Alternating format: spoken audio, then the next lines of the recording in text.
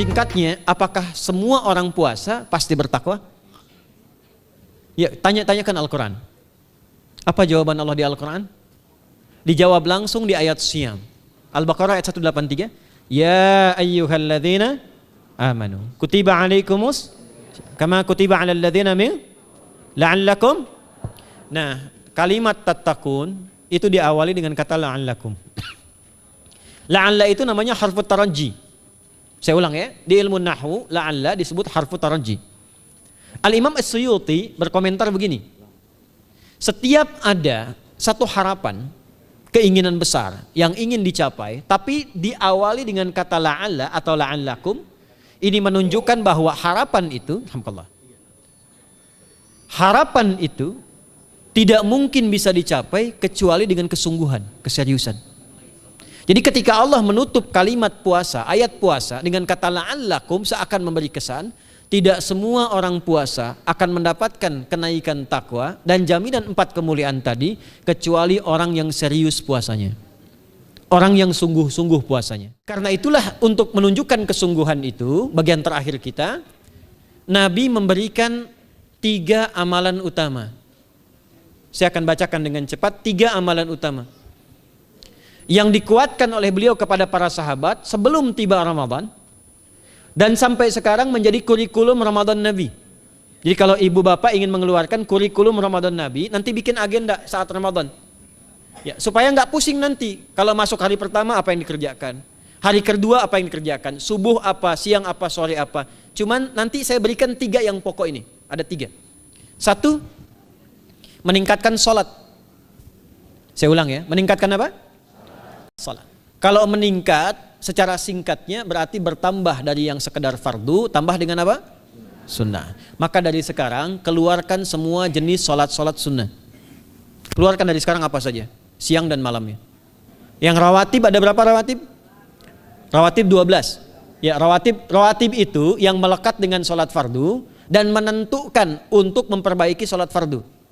Menambah, jadi kalau kurang khusyuk ditambah dengan sunnahnya disebut rawatib. Bisa sebelum, bisa setelah sholat fardu. Ada 12 dari hadis Nabi SAW.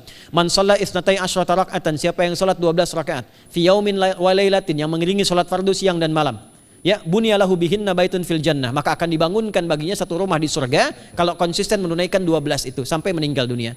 Sahabat yang mendengar itu mengatakan kompak semuanya, sejak mendengar hadis itu kami usahakan istiqomah sampai meninggal tidak meninggalkannya.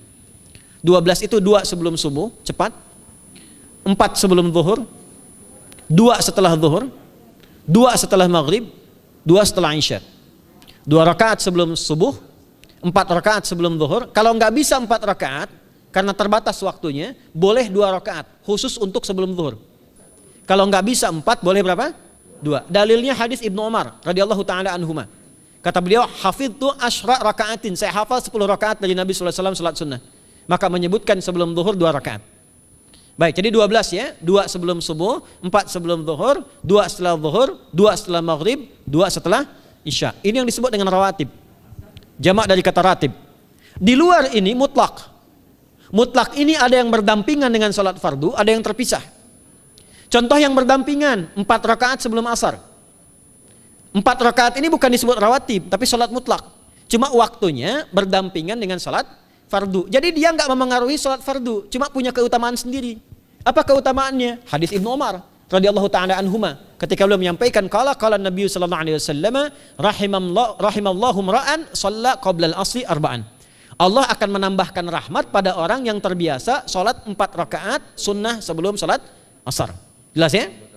Baik. Kemudian apalagi setelah itu? Sholat di antara 2 adzan dan 2 adzan ini, adzan dan iqamah. Ya, di antara adzan dan iqamah. Tahiyatul masjid. Apalagi misalnya salat duha. Duha dibagi 3. Awal duha itu kurang lebih 1,5 jam setelah salat subuh. Subuh sekarang misal 4:30, maka jam 6 muncul awal duha. Namanya syuruk. Saya ulang, salat apa namanya? Syuruk. Syuruk itu salat awal duha. Jumlah rakaatnya 2 rakaat. Man sallal ghadata fil jama'ati thumma yaqudu yadhkurullah subhanahu wa ta'ala fa yusalli rak'ataini fakana alaihi ka ajri umratin wa hajjin, ya ka ajri ummatin wa hajjin tamatan. Siapa yang salat subuh 2 rakaat dengan berjamaah, Ya, dan umumnya kalau berjamaah bisa ke masjid di masjid.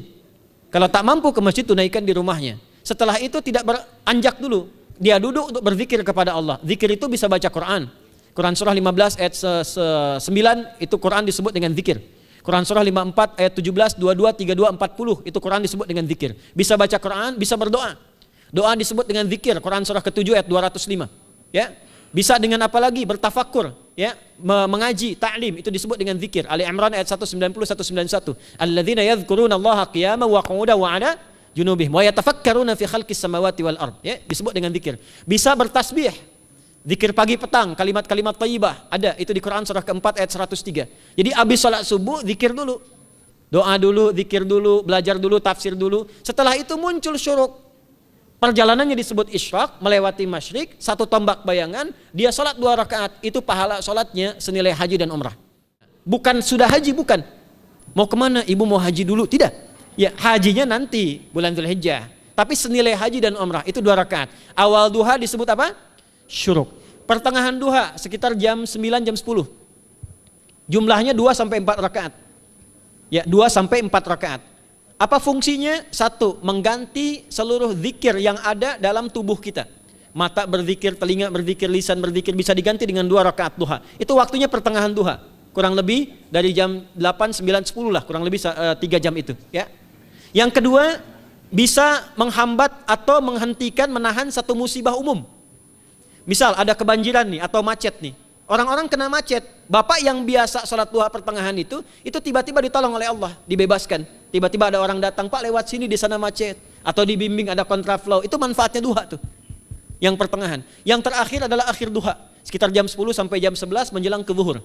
Ya, akhir duha itu jumlahnya dari 2 bisa 4 sampai 8 rakaat. Di antara manfaatnya bisa mempermudah datangnya rezeki dengan izin Allah Subhanahu wa taala ketika ikhtiar. Itu duha. Nanti ke malamnya silahkan tahajud, tingkatkan tarawihnya sampai ditutup dengan witir. Itu salat. 2 yang terakhir saya cepat, 2 yang terakhir adalah banyak berinteraksi dengan Al-Quran. Ada 3 caranya. 1, banyak membaca. Itu namanya qiraah. Silahkan Bapak Ibu siapkan dari sekarang, targetnya khatam misalnya 1 kali, berapa juz? 30 juz. Kalau mau gampang bagi 30, berarti 1 hari berapa? 1 juz. Paling gampang lagi, supaya nggak capek ngajinya, supaya nggak capek, bagi 1 juz 5 waktu sholat. Contoh, juz pertama itu Al-Baqarah plus Al-Fatihah. Al-Fatihah saya nggak hitung lah karena sudah hafal ya. Al-Baqarah itu 141 ayat, juz pertama. Bagi 5, 28. Jadi setiap ketemu waktu sholat, bagi 2 lagi, 28 bagi 2 berapa? 14. Sebelum sholat baca 14 ayat, setelah sholat baca 14 ayat. Itu 14 ayat tuh paling-paling nggak nyampe 5 menit Bu, Pak. Kalau investasi 10 menit setiap waktu sholat bagi 2 kita baca 14 ayat, itu insya Allah selesai Ramadan khatam Quran. Itu udah rumus. Ya, tidak cukup dengan amin, siapkan dari sekarang. Siapkan. Ya. Kemudian mengkaji, kajian, tilawah. Itu tilawah itu di hadis Muslim pahalanya banyak. Ya, majtama'a qaumun fi baitin min buyutillahi. Ya, kita ngajinya Quran hadis ya, biar ya, lebih kuat dalilnya. Majtama'a qaumun fi baitin min buyutillahi yatsluna kitaballahi wa yatadarasuna fima bainahum. Ya, siapa yang bisa tilawah Quran, ngaji, tafsir, keluarkan misalnya untuk Ramadan 10 hari saya pengen tahu Al-Fatihah. Itu ketika dilakukan punya 4 keutamaan. 1, ghasyiyatuhum rahmah. Selama ngaji rahmat Allah dibentangkan. Kalau pengen doa cepat dikabulkan, kalau istighfar diampuni. Yang kedua, awas ini nazalat alaihimus sakinah, diberikan ketenangan dalam jiwa. Bapak Ibu pengen di rumah tangga nyari sakinah, isi dengan Quran di rumah. Amalan terakhir infak. Ya, hadisnya dari Ibnu Abbas, Ibnu Abbas radhiyallahu taala anhuma, qala, ya, beliau mengatakan kana Nabi sallallahu alaihi wasallam ajwadan nas wa ajwadu ma yakunu fi Ramadan. Adalah Nabi sallallahu alaihi wasallam itu orang yang sangat luar biasa dermawan dan lembut. Dan bertambah dermawan lagi ketika tiba Ramadan. Apa yang dilakukan Nabi? Mensupport sahabat, siapapun yang punya anggaran untuk infak, disiapkan sebelum Ramadan. Jangan berpikir banyak Bu. Yang penting ada anggaran, 30.000 nggak ada masalah. Setiap hari 1.000, tidak harus uang, makanan. Pernah dengar hadis ini nggak? Siapa yang memfasilitasi bukaan orang puasa, walaupun dengan sebiji kurma dan sehirup air, maka dia mendapatkan pahala seperti orang puasa itu tanpa dikurangi sedikit pun. Ada? Hadisnya sahih di At-Tirmidzi.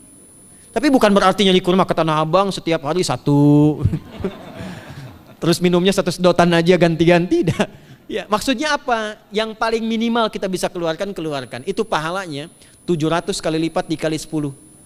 Paling standar. 700 kali itu standar biasa di hari ini. Dalilnya Al-Baqarah ayat 261 yang dibacakan Adinda tadi kita itu. Ramadan kali 10 lagi. Maka dari itu disiapkan dari sekarang untuk infak. Kalau kami di desa itu, ibu saya selalu kalau Ramadan itu RT-nya setiap rumah. Ini untuk bukaan hari ini rumah A, rumah B, rumah C. Bukaan besok rumah A, rumah B, rumah C. Boleh tuh di PWM Pak dipraktikkan. Ya, misalnya anggota perserikatan siapa dikasih kesempatan. Mungkin nanti yang lain kurmanya, yang ini misalnya jeruknya, yang ini ininya. Setiap ada bukaan ya kirim ke yatimnya, ya kemudian ke pondok-pondok asuhan Muhammadiyah yang tadi disebutkan sekian ribu itu, cari pahala. Ya, saya kira itu yang bisa saya sampaikan. Sampai dengan batas waktu yang diberikan, semoga bermanfaat dan semoga Allah Subhanahu wa taala memberikan kemuliaan kepada kita semua, kesehatan, dan yang terakhir saya ingin sampaikan doa penting. Tolong hafalkan doa ini. Dan ini doa yang diajarkan Nabi menjelang Ramadan. Supaya mendapatkan kesehatan, kekuatan, keselamatan untuk beribadah saat Ramadan. Hadisnya di At-Tirmidzi nomor hadis 3254. Qala, langsung saja qala Nabi sallallahu alaihi wasallam. Allahumma ahillahu alaina bil yumni wal iman was salamati wal islam rabbi wa rabbukallah. Nah, itu tolong nanti dihafalkan, tadi sudah direkam, dibimbing. Nanti ketika ditetapkan masuk awal Ramadan, bacakan itu.